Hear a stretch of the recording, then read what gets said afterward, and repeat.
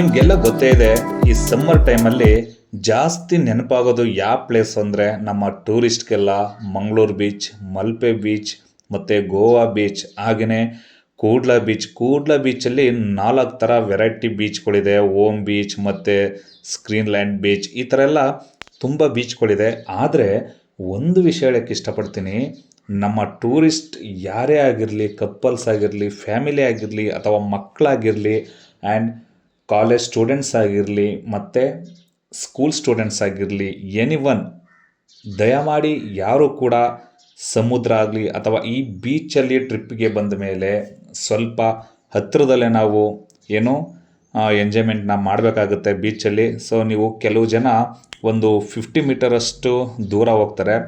ಒಮ್ಮೆ ಅಲೆಗಳು ಏನಾದರೂ ರೋಲಿಂಗ್ ಸೌಂಡಲ್ಲಿ ಬಂದು ಸುಳಿ ಆಕಾರದಲ್ಲಿ ಸುತ್ಕೊಂಡು ಒಳಗಡೆನೆ ಹೋಯ್ತು ಅಂದರೆ ತುಂಬ ಕಷ್ಟ ಆಗುತ್ತೆ. ಬದುಕೋ ಚಾನ್ಸಸ್ ತುಂಬಾ ಕಡಿಮೆ ಇರುತ್ತೆ. ಯಾರೂ ಕೂಡ ಕಾಪಾಡೋಕ್ಕೆ ಬರಲ್ಲ. ಎಲ್ಲೋ ಧೈರ್ಯ ಮಾಡಿ ಏನೂ ಆಗಲ್ಲ, ನಾನು ಫೇಸ್ ಮಾಡ್ತೀನಿ ಅನ್ನೋರು ಮಾತ್ರ ಆ ಥರ ಕಾಪಾಡೋಕ್ಕೆ ಮುಂದೆ ಬರ್ತಾರೆ.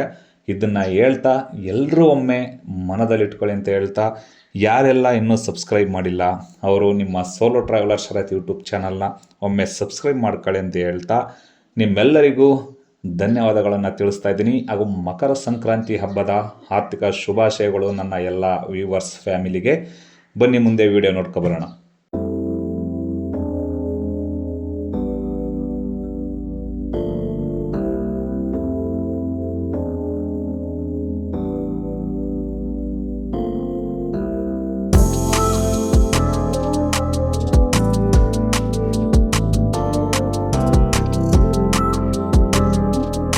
ಇಲ್ಲಿ ತುಂಬಾ ಗೇಮ್ಸ್ ಇದೆ.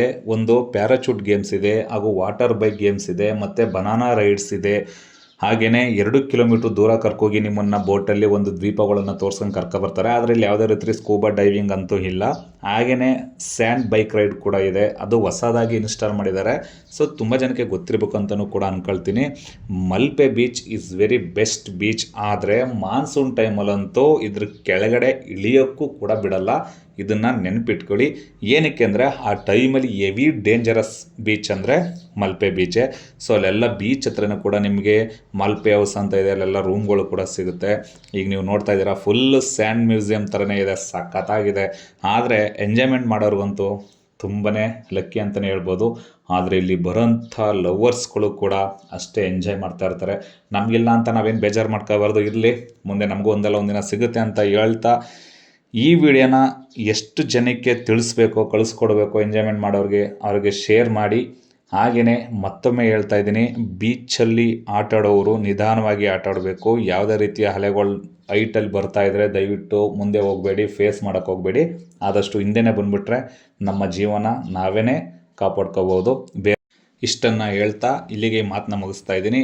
ಆದಷ್ಟು ಬೇಗ ಏನು ಮಾನ್ಸೂನ್ ಬರೋ ಟೈಮ್ ಅಷ್ಟರಲ್ಲಿ ಫುಲ್ ಬಂದು ಎಂಜಾಯ್ಮೆಂಟ್ ಮಾಡ್ಕೊಬಿಡಿ ಸಮ್ಮರ್ ಟೈಮಲ್ಲಿ ಅಂತ ಹೇಳ್ತಾ, ವೀಕ್ಷಕರೇ ಎಲ್ಲೇರಿ ಹೇಗೇರಿ ನಗ್ನಗ್ತಾ ಖುಷಿಯಾಗಿರಿ. ಮಾತನ್ನು ನಾನು ಯಾವಾಗಲೂ ವಿಡಿಯೋದಲ್ಲಿ ಹೇಳ್ತಾ ಇರ್ತೀನಿ. ಯಾಕೆಂದರೆ ನನ್ನ ವ್ಯೂವರ್ಸ್ಗಳೇ ಆಗಲಿ ಅಥವಾ ಇನ್ನು ಎಲ್ಲ ವ್ಯೂವರ್ಸ್, ಯಾವುದೇ ಚಾನಲ್ ವ್ಯೂವರ್ಸ್ ಆಗಿರಲಿ, ಎಲ್ಲರಿಗೂ ನೆಮ್ಮದಿ ಮುಖ್ಯ. ಧನ್ಯವಾದಗಳು.